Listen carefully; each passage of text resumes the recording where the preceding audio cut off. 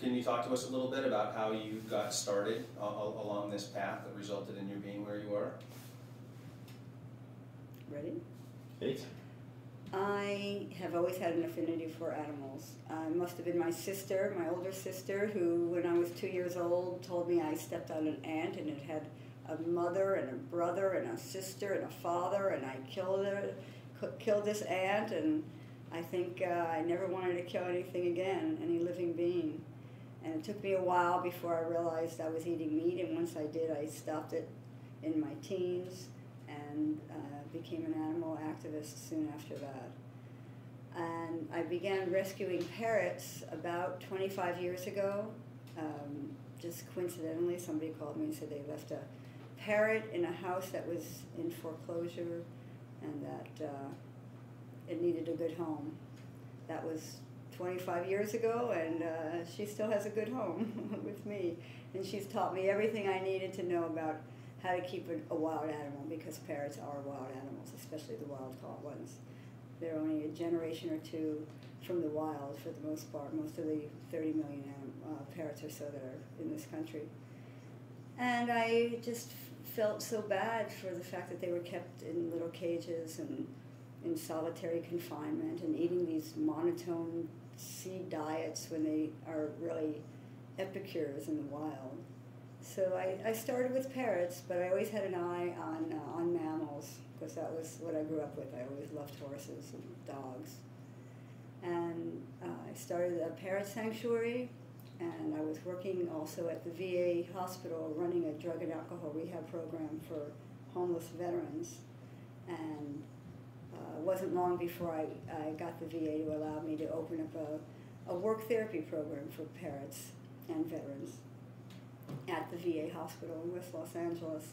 And it was just remarkable to see the transformation coming over these veterans working with the animals. And we all know now how effective animal-assisted therapy is. So I'm very proud to still have that program and having the veterans work there and learn skills for work. I was just listening to the news, and the VA is very concerned about the lack of employment for veterans coming back from these conflicts in Iraq and Afghanistan. So that's the first thing I realized, is that I have to employ veterans and give them job skills, and that's part of what the Serenity Park Parrot Sanctuary is about. It's about teaching veterans to get back into society through work and through adjusting to their traumatic disorders, usually post-traumatic stress disorder.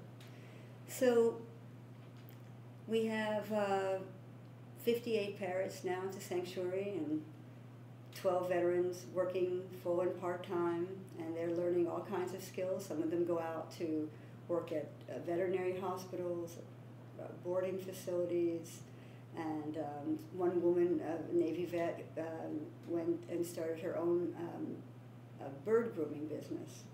So we're definitely teaching the skills that they need to get work, and most of these veterans have reunited with their families and are off their medications. They've become much more stabilized, so I feel really good about that. And within the last 3 years, after meeting Matthew, who can pretty much do anything, every vision that I've ever had, he has put into reality. He's made tangible. So all my dreams all along that I envisioned and I knew I wanted to make real, he has been the force to do that. So I wanted always to have wolves and dogs and horses, and sure enough, it didn't take long. Any animal that you want and you put your mind to rescuing, unfortunately they're out there and they need rescuing and they need homes and they need sanctuary. And as soon as we put it out there that we were interested in rescuing wolves and wolf dogs, there's been an explosion in calls. We get calls every week. I have been, for the last 20 years, been getting calls, tens of calls a week from people who want to give up their parrots. And now we're finding another pretty insidious problem with the breeding of wolves to dogs, or wolf dogs to wolf dogs. People thinking it's cool to keep a wolf dog as a pet.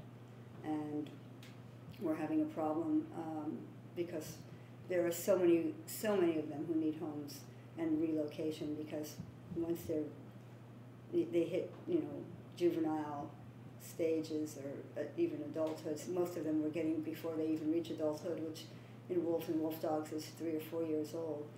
We're getting them at 8 months, a year old.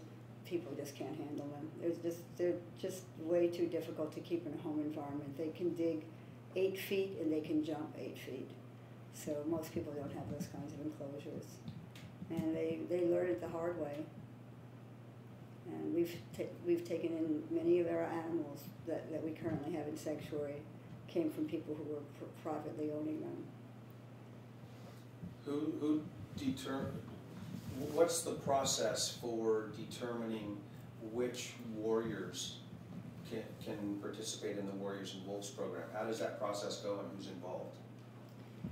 We try to get as many veterans as possible to come up to work, because Matthew also has a construction business. So he likes to hire veterans only and clean and sober. He has a clean and sober construction crew, which is kind of rare.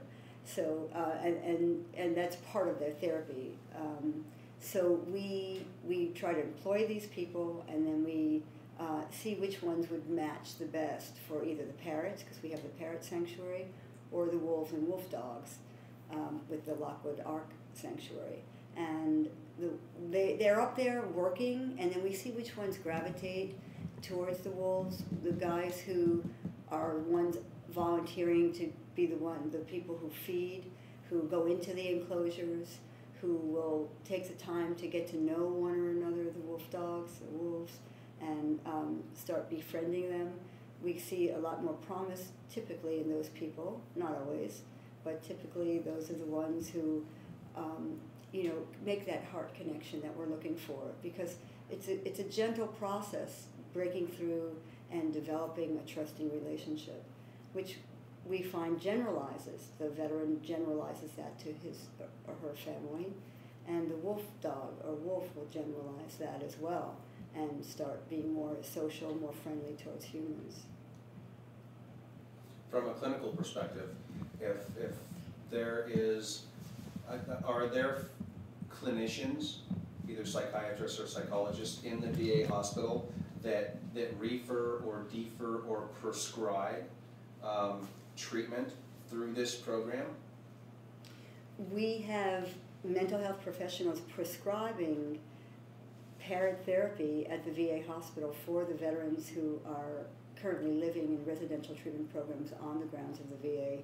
And we're hoping to expand this program now that LARC is really going full force with its Warriors and Wolves program.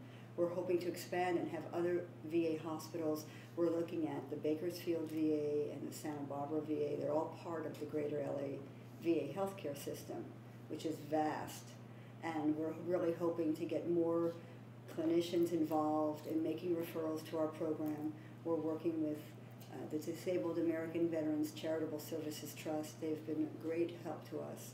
And we're hoping that we can get more referrals of veterans, because many of the guys and women veterans need this service, and they're becoming aware of it themselves and are contacting us, but we would like it to come more through formalized sources like the VA or the VFWs or the different veterans treatment centers. What are the challenges involved with this program? Do you have some clinicians that are skeptical or that are kind of detractors from this, or is this a pretty widely accepted therapy? The problems we're facing with getting veterans to the facility is the distance from any VA hospital that we are. So we're looking to have a van for transportation. We're looking to be able to pick up veterans. Many of the ones who do have the traumatic brain injuries and the post-traumatic stress disorders aren't driving, and we would like to be able to pick them up so that we can provide transportation. The clinicians that I've spoken with are all on board with this. They have seen that animal-assisted therapies in other forms with dogs, and the one at the VA with the parrots has been extremely effective, and they have not been in any way opposed to this. We're very happy about that. But of course, part of what we do is we provide work therapy. So we would like to be able to employ these veterans, and we would like to be able to pay them, because that makes a big difference in their being able to get paid employment as part of their work therapy. That's really the way we need to move now. We need to make sure guys stay clean and sober, that they stay psychiatrically stabilized if they need to be on meds, and we need to make sure that they have work, and that's what makes somebody feel whole again.